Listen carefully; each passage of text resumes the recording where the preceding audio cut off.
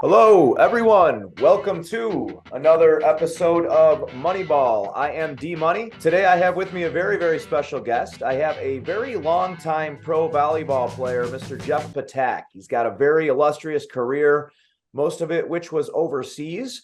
And I thought it'd be a little bit different to bring on somebody who brings a little bit different light. Usually, we're doing football, hockey, baseball, surfing, right? Meeps. Shout out to Meeps.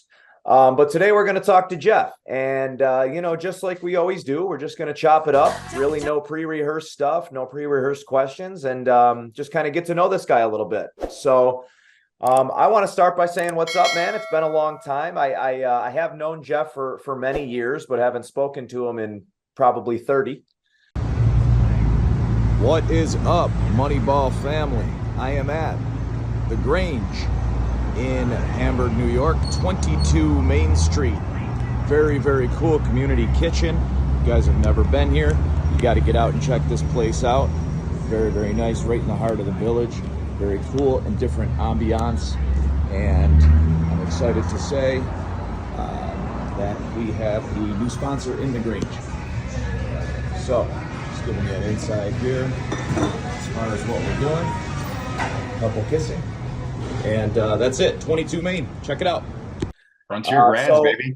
Yeah, right. Yeah, represent, man. So what's up? How you been? Let's go right back to the genesis of this career, right? Let's go back to Frontier Falcons, right? Yes. Let's go back to the stud volleyball player. How did Yes. things progress? How did this become a career choice and a profession? So what's crazy is I didn't start picking up volleyball until I was about 14, 15 years old. Okay. Shout out to Andy Steger. I don't know if you remember the Yes. Stegers or not, Joe and Andy. Yes. Andy got me involved in volleyball about 14 years old. Okay. I was terrible. I was the worst guy on the team. I had no idea what I was doing. My dad always groomed me as a kid to be, I was supposed to be the next great Roger Clemens. That was his idea, right? So kind of got sick of baseball, fell in love with volleyball, played basketball through high school as well. Now, so I don't want to interrupt you, but I got to backtrack real quick, right? Because the Scott boys and the Scott household is so baseball focused, and Yes. it's my passion. My wife and I have been to every stadium in the country. It's just something that we really have an affinity for, right? Is baseball. Deacon, my oldest, is playing travel ball. And I see what you're saying with the potential wear out, or, could you burn out? Yeah. Was it too much pressure from dad, or was it, tell me a little bit more There was a about lot. There was a lot. I don't really know why. I think because with volleyball, we went on these tournaments on the weekends, and it was Okay. like you get away from your parents, you get away from Yeah. reality, Yep. and it was just a fun time. So I kind of meandered towards volleyball, and then when you get good at something, you really want to go after it, right? Sure. 16, 17 years old, I made the U.S. junior national team. And then when you start getting letters from colleges, you're like, okay, I'm going to screw every other sport. I'm just going to Yep. play this specific one. So that's what I did. I mean, from 14 years old starting to U.S. junior nationals at, what'd you say, 16? I was 17, summer going into my junior year. That's like, God, Senior year, sorry. that's like God touched you on the shoulder and said, "This is what you're Yeah. meant to do." That's I just, got lucky, you don't man. hear that often. You hear sometimes some athletes, they'll say, "I didn't start playing until I was, I didn't start playing high school," or Michael Jordan got cut from the high school team. But Yeah. to go from being, the worst kid on the team, or having really no knowledge of it at all, Yeah. to that level, were you going at it every day hard? Was it just, No, it was natural. Like, I mean, my brothers, Brad, Phil helped, and Yep, we yep. would play out back. Literally, we had a clothesline and a ball we got from Walmart, and we just messed around the backyard. And we weren't any good, but we'd watch, back in the day, we watched sand volleyball on TV, Karch Karai, all these guys. Finjan Smith were my guys. Yes, yes. And we I tried to loved mimic it. these guys, right? Yep. And then I just got good. It was natural. And that, like, Ahmed Oberhadzek, Ekriskanko, these guys were Yeah. so good, in high school. And so it was a popular sport, luckily at Frontier, It was, yeah. You go elsewhere, it's not cool. It's like a female sport, where we went to school was kind of cool. And that's such a big I'm so glad you said that. And, let's zoom in on that for a minute, because I think that becomes such a stigma with almost all sports, right? Yeah. The whether they're cool or not, Hmm. So the kids start out doing whatever it is, baseball or football or whatever their friends are doing. And I love the fact, and I'll go back to Meeps again with Castiglione, Hmm. a 14-year-old with this, he's just a rad surfer all out. And Yeah. you take surfing, right? And you could go for billiards, or you could be doing whatever it is, something different, skiing, right? Now you're right. It was kind of a cool thing at school. Then I played a year of tennis, I remember, right? There you go. That was never a sexy sport. That was never like, Could oh be. man, I can't wait. And yet you go anywhere, like, dude, you were international for a lot of years. Yeah. And tennis is explosive. Like, it's everywhere, Huge. right? It's Huge. soccer, it's volleyball, it's Hmm. it's tennis. And I think we kind of pigeonhole sports in the US a little bit. We kind of say, okay, well, these are our four majors, or this is what we think is cool, or where all the money is. Maybe that's what it is everybody's driven by the money. Because I don't know how much opportunity there is really, with volleyball and money. But Yeah. There's that's no opportunity in the U.S. at all. For it's example, I played in Brazil, and they say word for word, volleyball is the number one sport in Brazil, but football, soccer yes. is religion. Okay. So Okay. basically, volleyball is the number two sport. Yes, I was yes. in Poland for a little brief stint over there, and in Poland, volleyball is the number one sport. In Poland. The number one sport, yeah. Okay. Okay. Over football. Yes, yeah. So you went so the US Junior National, right, took you then into a college scholarship? College, yes, yeah. It was there aren't too many college Division 1 levels who give, there's maybe like 40 some colleges who have Division 1 volleyball. Okay. So it's kind of slim pickings. But I was able to, luckily enough, to get a full scholarship. And I went to Indiana Purdue at Fort Wayne, which was a Purdue at top Fort five Wayne. school back in the 90s. And it was a great choice by me. My top choices were Ohio State, IPFW, Penn State, Okay. and I chose IPFW, and it was great. We came in third in the country my first year. Okay. We're talking top schools, and Yeah. it was. Well, yeah. I mean, you're talking, I mean, the other schools you're even talking about. See, when Oh yeah. when people hear the Purdue Fort Wayne, and then they hear Ohio State and Penn State, Yeah. right? But like you just said, No this one is knows Purdue top. Fort Wayne. I mean, Right. nobody No, no knows one knows what it is. at And all. it's a volleyball school, and Yeah. it clearly you have no regrets, about where you went. Now, do you feel Exactly. like by making that decision too, that you maybe catapulted yourself into a position that maybe other people, maybe you would have been fighting for at Ohio State or Penn State? No, because our team was actually really, really good. I didn't play for the first 6 matches of my freshman year. I didn't sniff the court. I didn't play at all. Okay. Then we were playing against Ohio State, Okay. and I got put in the game. And then the rest is history. I just, excelled, and we ended up coming third in the country that year. I was freshman of the year of the NCAA. That's amazing. Were you It really, man? was, That's oh amazing. yeah, and then it was after that it was great. It was the pressure was off. You know what I mean? Yep. And I could play relax, not worry about playing time. And yeah, I played my entire career there. Had a good time. And How nervous was that first, your 6 games in, and now did somebody get hurt or something, or how did you get no, it was just a tight game, and one of the guys wasn't playing well, who was a senior and who okay. was one of my really good friends actually. And it felt kind of bad taking his spot, but that's what happened. And then That's the the way rest it was, works. yeah, got a lucky break, I guess. You know what I mean? Yeah. Took Well, advantage of it. you definitely earned it, I mean, you earned it all the way up, regardless of how the story kind of played out with, starting and then going into college, right? You earned that spot because Yeah, somebody said, "Hey, we want this guy on the team," and there's a bunch of other guys they could have tapped to come in, totally, but they totally. tapped Jeff. So I guess at this point, then, you're playing college, Mhm. and Is this your dream now at this point? You say, I want to play professional volleyball? So that was the deal. That was a deal. I was going to play professionally, and just see how long that took me. Dreams, you don't always think it's going to happen, but it was.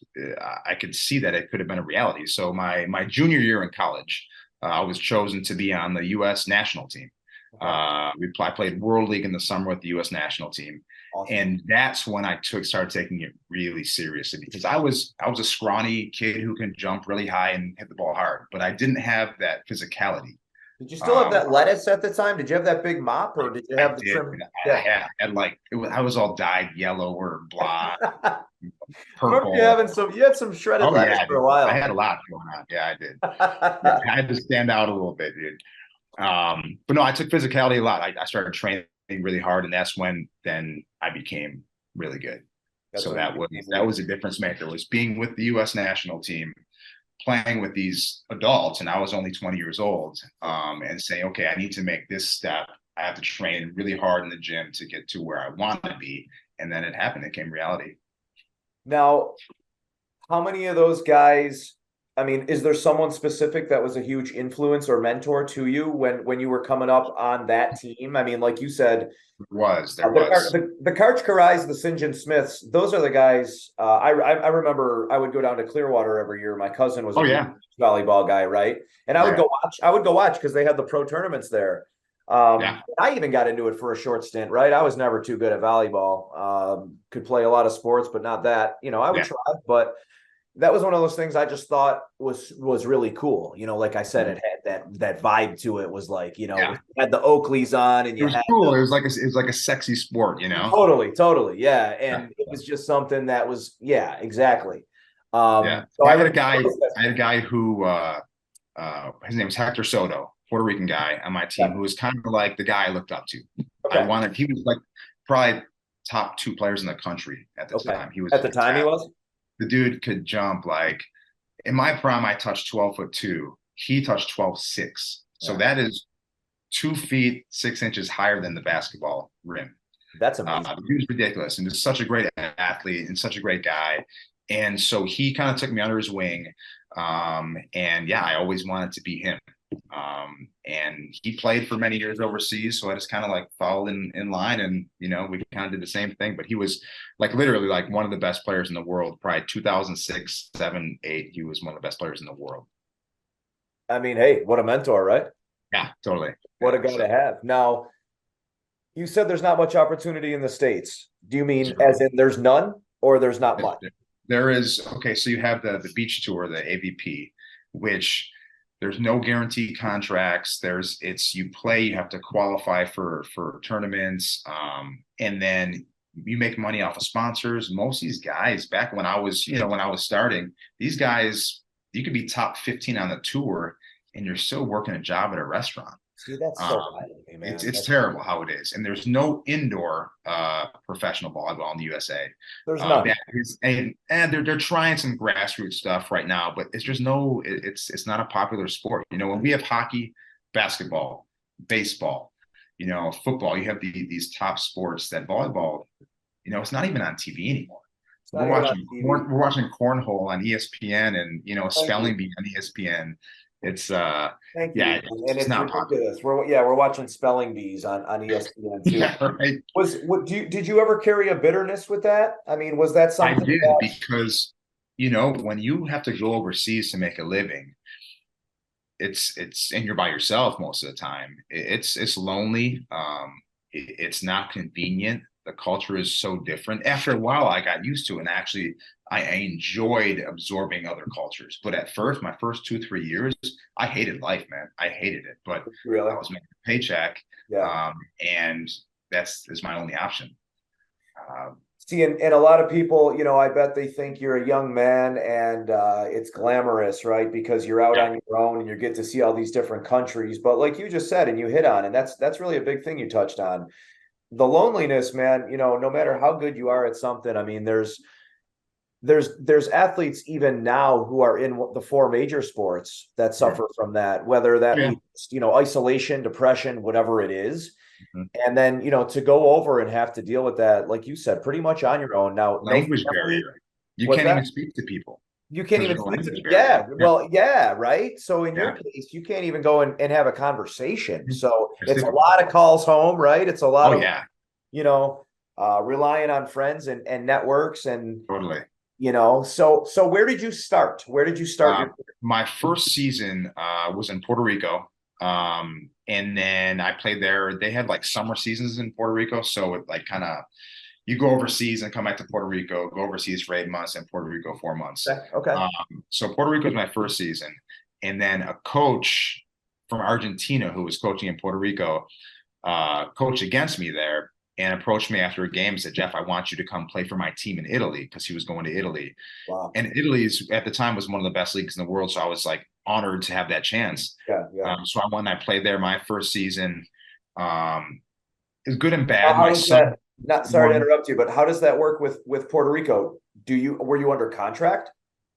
So you're under contract for just the season you're playing. Okay. And then you get released to go play your next season. Okay. It's not a 3-5 year deal. Every year you have to sign a new international certificate from the FIVB and USA Volleyball. So Okay. it's pretty easy actually. Okay. All right. Yeah. But yeah, it was Italy was great.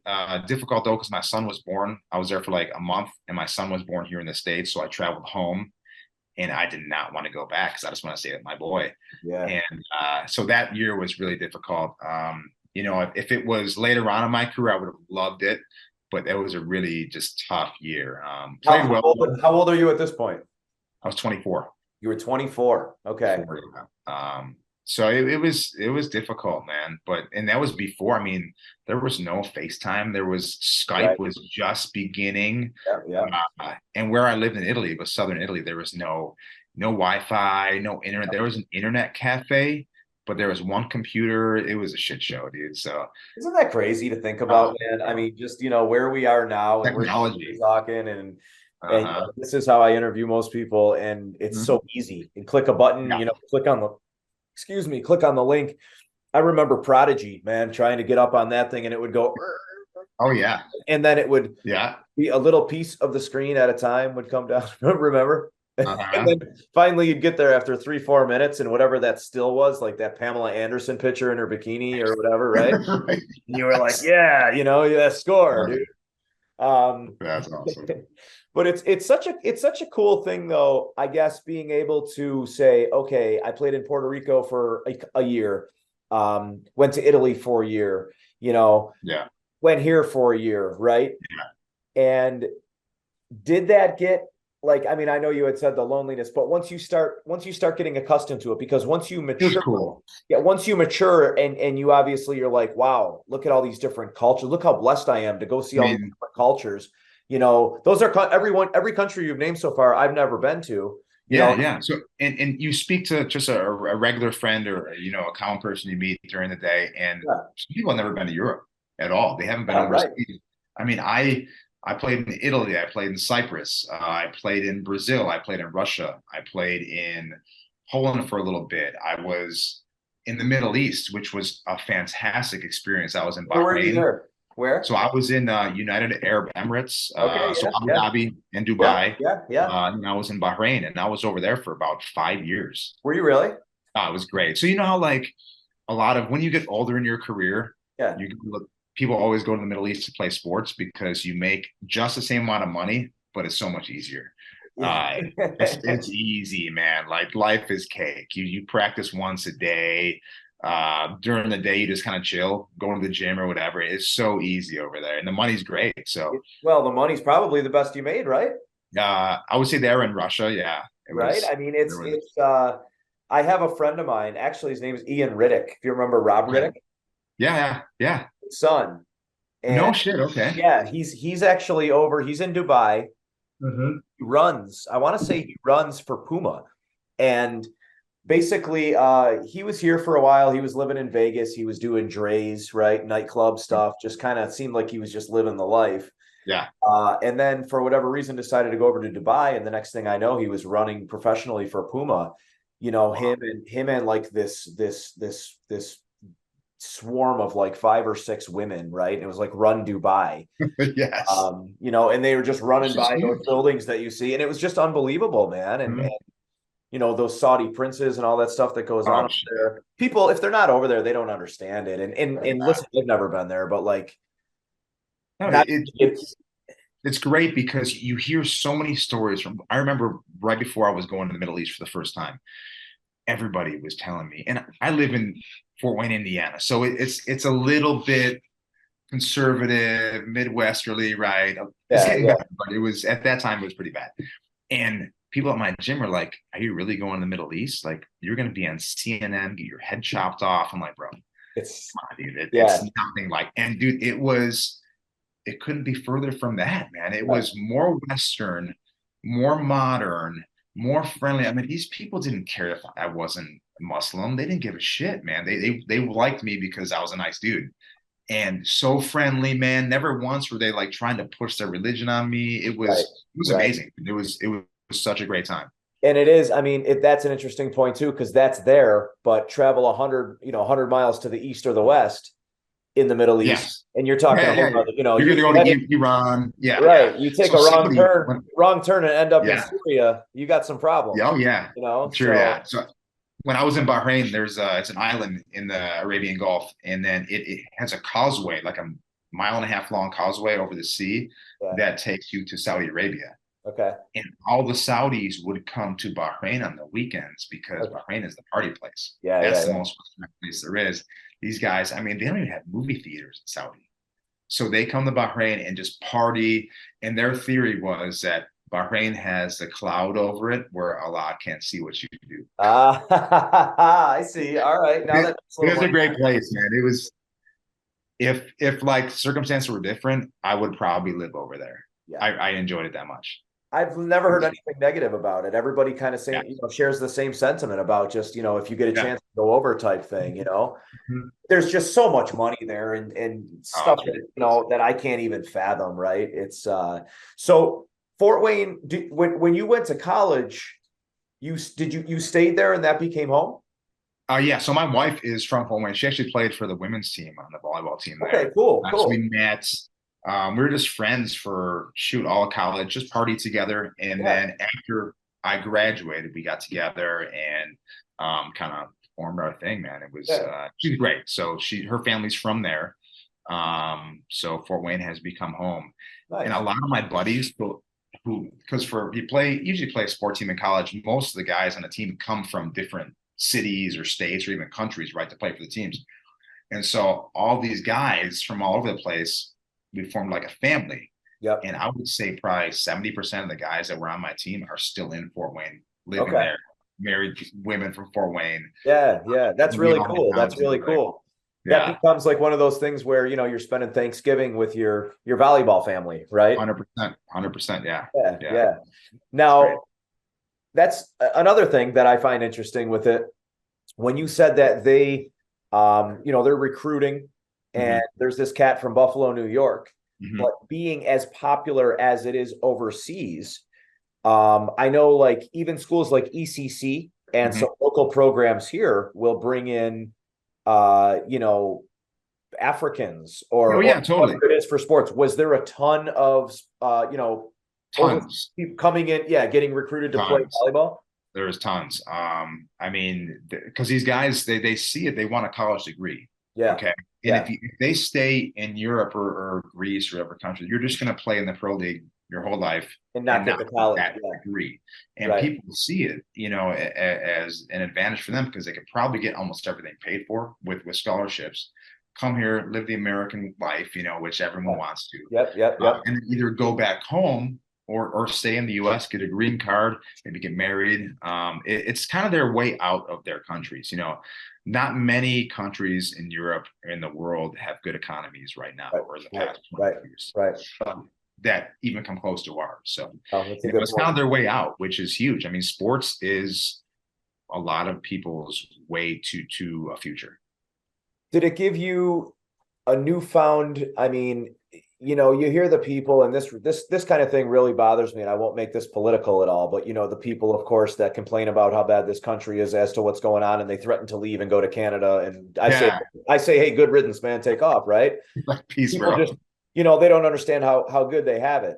For example, my wife's brother, has a government job, and he's in Ukraine right now. He's got to spend a year in the Ukraine. Yeah. He's he's doing some diplomacy things and training, but I always jokefully with my kids when they misbehave, I say, man, look how good you have it. You could be getting bombed on, if you lived in the Hmm. Ukraine. And the Hmm. point I'm making and where I'm going with this is, you being and traveling to all these different places, was it like, man, did it really kind of smack you in the mouth, like how good we have it here? Yeah. Life is good here. Life is great here. We have so many things at our fingertips. We are so goddamn spoiled. Yeah. It's unbelievable. Yeah. And people don't see it. I would always have culture shock when I go away, and then also culture shock when I would come back. Yeah. Culture shock I have when I come back is, we have the biggest population of obese people in the world. Yeah. And that's my culture shock. I come back and I'm like, Jesus, what is happening here? And you just don't see it anywhere else, man. But we're so spoiled. We have great lives here. Anything we need, we can get. Like we're talking like store wise, you can go to there's so many things. You go overseas, you can't get certain shoes, you can't get certain clothes, you can't get certain foods. Right. Here, you get everything you want. It's too accessible. There's a lot of things that are too accessible. Mhm. And again, there's so many different conversations we could spin off with Oh this yeah, totally. as far as Yeah. the foods you eat, right? I mean, when you're over there, there's no question you must have been eating healthier. You probably felt better, So much healthier, dude. right? Different vitamins you take, just you know, I mean, I train a few days a week, and I try to stay very active, Mhm. especially having three boys and coaching Yeah. baseball, doing this and that. And I still feel like, I'll get up in the morning, be real groggy or whatever, right? And I think a lot of the times it's kind of the food I eat or not the vitamins. And I feel like over there, everything's just more natural. They eat Everything's so clean. Well, so for example, more holistic. Yeah, like, you get eggs over there. Just a regular batch of eggs. The yolk is almost orange. right. I mean, that means that chicken was grass Yeah. fed, it was Yeah. free range. Yeah. Or if you go and get a chicken for dinner, like I would go to Turkish grills all the time, Yeah. and they were the best ever. So I'd get like a half chicken. Half chicken was tiny. Here, our chickens are enormous. I Yeah. mean, we pump Yeah. full of so much shit Yeah. that They over got all there this, it's just all natural. more And steroids than here you pay extra we got here we for got the we got the Barry Bonds chickens over here. we do, We bro. got the Barry Bonds, right? Mark McGuire's, dude. I thought you were gonna go with when I get my chicken, I would hear the thing clucking in the back, and the next thing I know, it's on my table, Probably, right? probably. Yeah, They go a true farm to table, right? that is farm to table, right? Forget what Brad thinks he knows. This is true farm to table, bro, right? Uh-huh. No, that's Mhm. awesome, man. So I guess and I won't take up the whole night with you, but I love talking to you and I love hearing these stories. So Likewise, man. Oh yeah. you played how many years total? 15. 15 pro years, right? And with how Yeah, many different yeah. teams? Dude, shit. A lot. A Yeah. lot. I would say probably 10. And was there a Probably. point where I mean, I've watched enough videos, man. So what I like to do with these is I like to do enough research to know what I'm talking about, but I hold a lot of it back, and Yeah. I want them to be true, authentic conversations, right? So you're never going to hear Oh from me. hell yeah. Well, then in or in 2005, in the game against when you hit the winning shot, how did you feel? Yeah. That's just not authentic, and that's what All right. everybody else is going to ask you. No. But there had to be Yeah. a couple countries or a couple teams where you were the guy, right? The popular, right? I mean, ladies loving you, and right. I mean, it is So it popular. was So it was there you an element are of fame? Was there an element of fame? there was big time because you are when you play volleyball, okay, so most of these countries and leagues, you can only have one or two foreign players per team, something like this, right? And so you're bringing the gun, you're bringing the ringer, right? And so you're the one who's probably getting paid the most on the team. You're the one, when you win, you get all the fame, but when you lose, You're you taking get that too. shit on for that, right? So you're constantly in newspapers, you're constantly, the press is talking about you, you're on TV. And there's a lot of pressure, right? I remember when I retired and I came back home and I was, looking for a job immediately. I'm like, okay, I'm going to go on the Salesforce, right, and see what I can get. And I remember these people asking me, like, how, if this doesn't happen in your job, how are you going to handle the pressure of, your boss? I said, listen, I play a sport in front Yeah. of 10,000 people. We want to Yeah. hear about Yeah. pressure. Yeah. Yeah. I'm like, come on, man. Like, that's Right. pressure. Right. This Right. is nothing, right? Yeah. But yeah, there's a lot of fame. Nothing like NBA or anything like over here, but like literally, like most places I would go to when I was in Puerto Rico, Brazil, Russia, Italy, you're going to go to a bar or restaurant, you might get your food for free.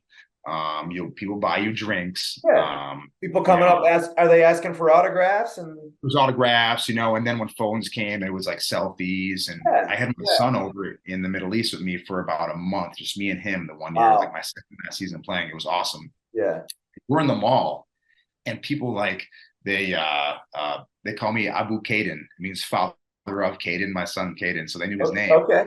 And they'd be taking pictures of my son because they thinking he's going to be this next superstar, right? So I'm Yeah. taking Yeah. pictures. Yeah. It Yeah. was so cool, dude. Like, Yeah. I miss that stuff. What I miss the most is like being able to affect the emotions of thousands of people.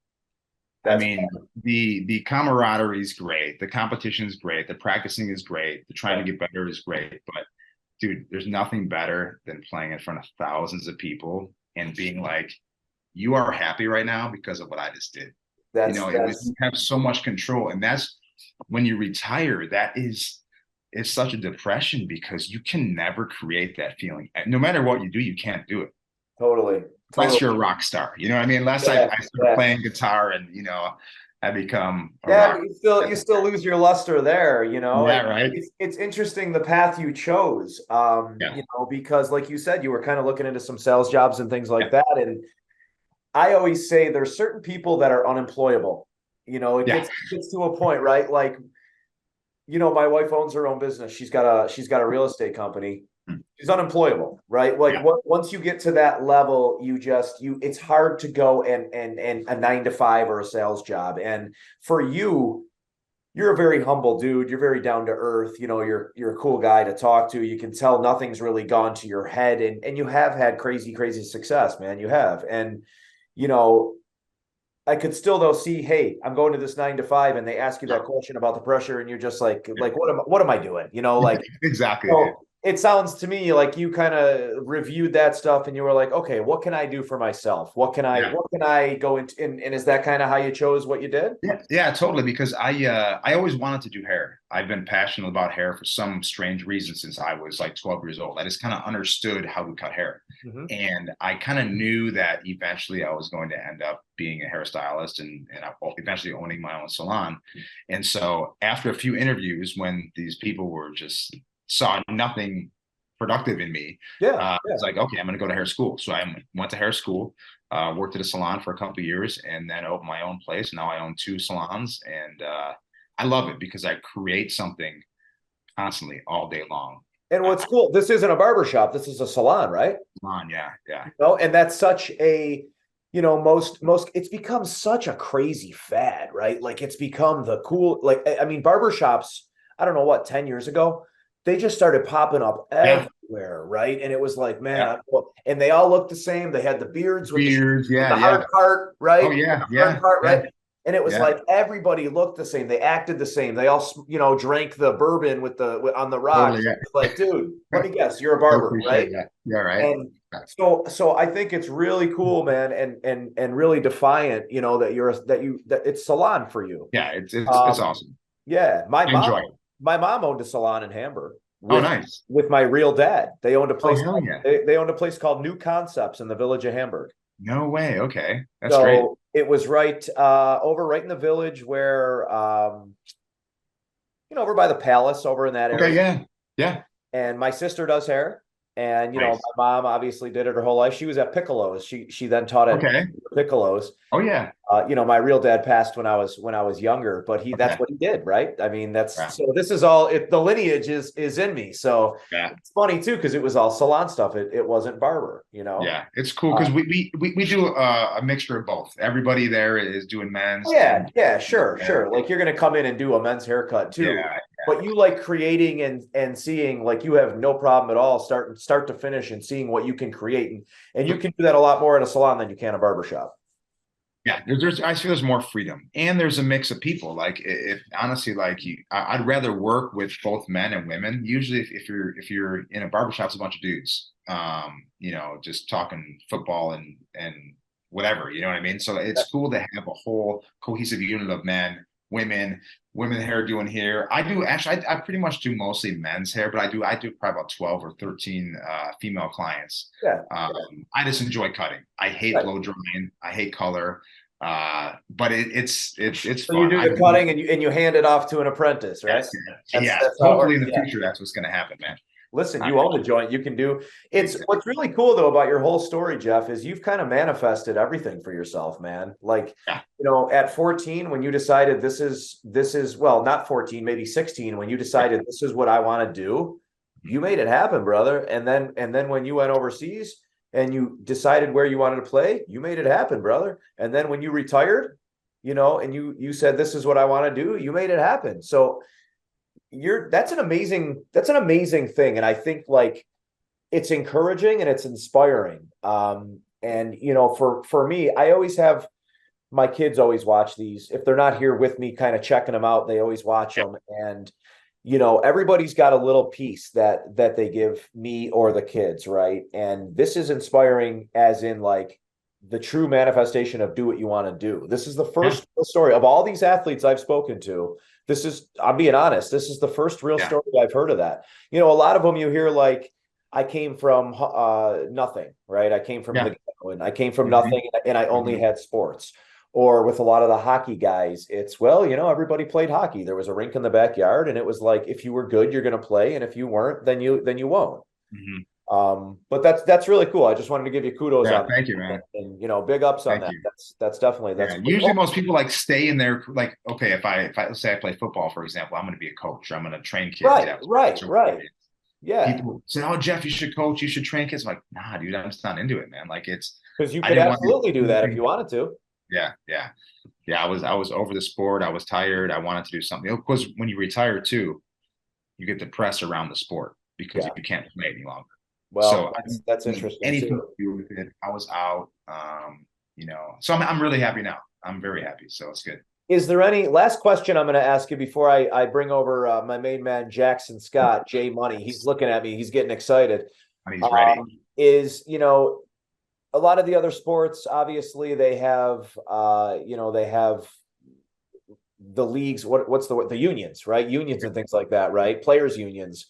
Is there anything like that where there's any type of pension or anything? Or is it for you when you play, you better hope you saved your money, right? There's nothing like that. And what's even worse is that a lot of times, since you're dealing with so many different countries when you go overseas, a lot of times people aren't getting paid. You'll go. You mean you'll play and they never pay you? Yeah. There's so many horror stories of people leaving teams and never seeing their money. Wow. Fortunately, it only happened to me a couple times, but I did end up recouping most of it. Yeah.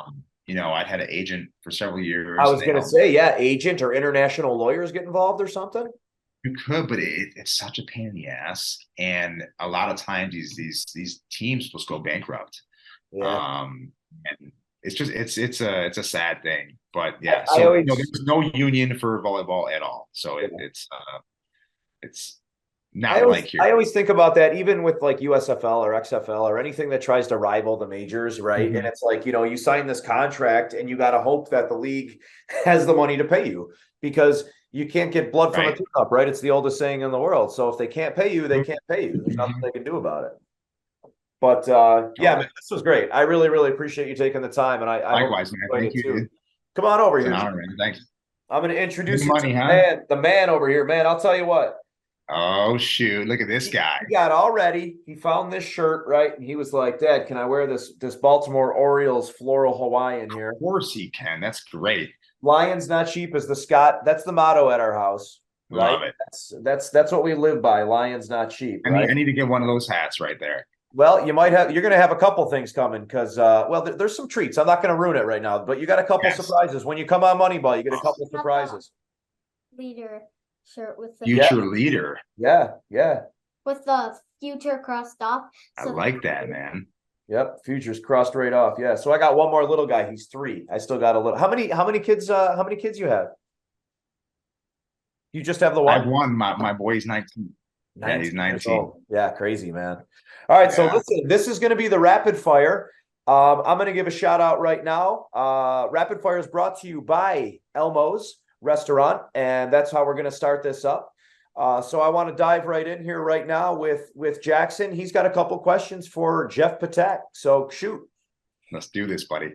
So my first question is, if you could give any tip about volleyball, what would it be? What's your favorite tip to share about volleyball? It takes a long time to get good, man. Fundamentals takes a very, very long time, but it's a fun sport. Okay, good answer. Move on to 2. When you were in this second question, there's actually 3 questions in Oh it. boy. Should I say all in one or separate? Separate. I'm not very smart. Okay. When you were littler, did you play volleyball? I started playing when I was 14. That was the beginning. So I was little, but not as little as you. Okay. If you did you play other sports too? I did. I played baseball and basketball, and I ran track. Okay. Now you were always a good athlete. I mean, were you a pretty good ball player? Were you a good baseball player? Yeah. I was pretty good. Yeah. That was the dream, was to be a pro baseball player when I was young. So yeah. Hear that?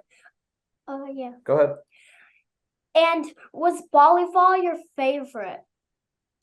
It became my favorite because it just. But when you were littler, it was the sentence I said it was all gonna be one. So. Oh wow! Jeff, Okay. you got to pay attention here, because clearly, no, you didn't hear the man. You're gonna have to repeat that for me, Jay Money. Yeah, come on, buddy. I think he answered it. So basically, volleyball became his favorite. So at first it was baseball and stuff, and then when he was introduced to volleyball, it became his favorite. Oh. Yeah, rapid fire. It's a cool sport. Let's go to 3. So playing volleyball. His favorite. Yes. What is your favorite song? Oh shoot, man! I would say all-time favorite song, American Pie by Don McLean. Wow, what a great answer! Great song. And then Wings or drums? Hold on, what does this say? I want to hear it, not demanding. So you weren't demanding that he tell you, but you wanted to hear the answer. Is that what you meant, or did you want him to sing it?